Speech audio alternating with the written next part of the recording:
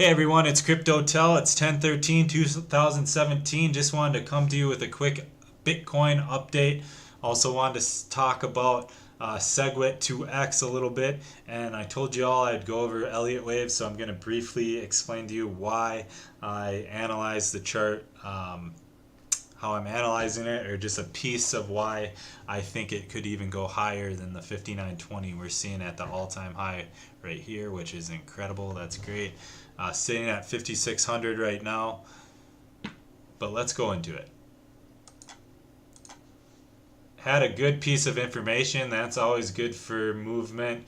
Bitcoin, Ethereum, Litecoin, Coinbase enables instant purchases for US buyers. That is a big deal. Back in May, I had the hardest time getting my money on because there wasn't instant purchasing. It took me 5 to 7 days to get my Bitcoin, and at that time, when I first purchased Bitcoin, it was 70 cents.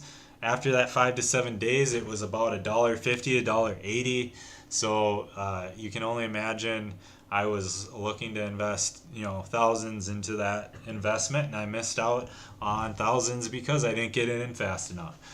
So that's a big issue, and they have addressed it.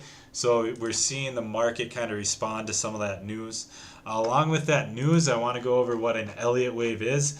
Nelson Elliott, he developed the Elliott Waves theorem. Just understand, you don't have to understand his background, the origin of things. Just understand that it's a well-respected theory. A lot of day traders use it. If you want to go into more in depth into like where it came from, the origin, who is this guy, Ralph Nelson Elliott, definitely there's resources online. But for the basis of what we're talking about, I just wanted to go over what an Elliott wave was. And in every market, there's market emotion, especially in crypto market. As you can imagine, it's very new. And so, there's impulsive moves up, impulsive moves down. Well, Elliott Waves theorem is basically saying that in every time frame, in every chart, in a market, you can see these Elliott waves. And what an Elliott wave is it's a 1 wave up, 2 wave down, 3 wave up, 4 wave down, 5th wave up. And if we look at the 3-day on Bitcoin, it's almost a perfect Elliott wave. 1 wave up, 2 wave down, 3 wave up, 4 wave down, 5 wave up.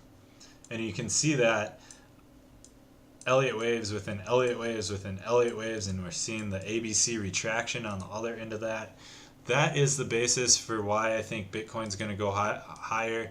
We'll go over Fibonacci extensions because that will just kind of give you a gauge on where I think it could potentially go in the next video. But for now, I just wanted to make it quick and let you know what an Elliott wave was.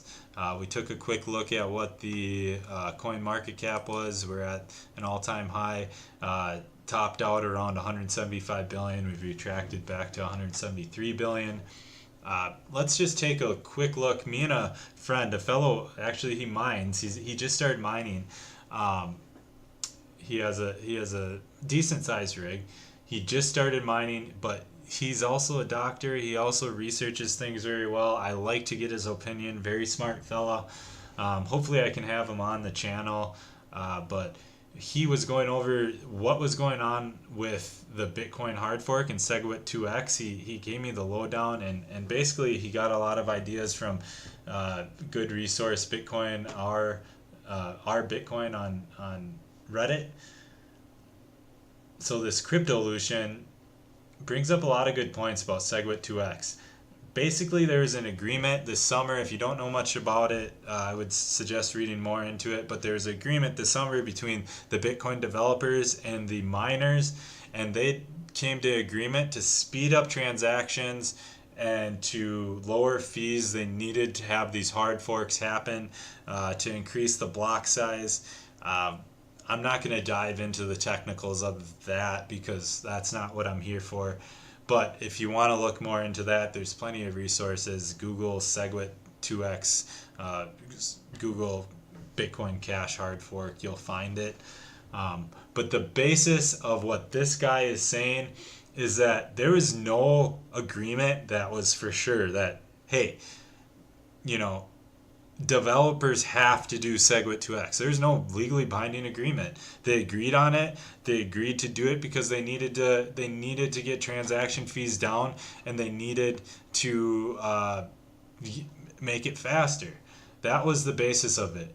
Who stands to profit the most? The miners stand to profit the most. I want that to be a main point, because this is why you have guys like Roger Ver pushing for Bitcoin Cash, pushing for Segwit2x, but at the same time, he's not willing to trade one for one. He's not doing this just because, he's doing it out of the kindness of his heart. Oh, I'm Roger Ver. I love anyone who loves crypto. No, he's doing this because he has some interest in it. It's quite obvious. He has interest in mining. He's been known to have, several companies that are into mining and into, really all hands of Bitcoin. He's called the Bitcoin Jesus, but he's doing this because quite frankly, he profits from it. So that agreement, the basis of it was speed up transaction fees, or speed up transaction time and lessen the transaction fees. Well, we did that with the Bitcoin Cash hard fork, and what you're seeing now is there's a possible divide between developers and between the miners on should we even be doing this Segwit2x, because once you do a hard fork, you can't go back. Does it even make sense? I don't think we're done talking about this subject. Honestly, I think there's going to be more to come. But I'm not basing any of my trading around Segwit2x, because I don't really know if it's going to happen for sure. If it doesn't, it's going to really help out the crypto market. There's going to be less confusion. People don't really even know. New people trying to get in this don't even know what this hard fork stuff. I barely know exactly what's going on. I think a lot of us don't really know what's going on. I was fortunate enough to get a lot of explanation from my friend who's a miner, and now I've dove into the topic myself. So take this info for what you want, but if you have any comments, questions, definitely leave them.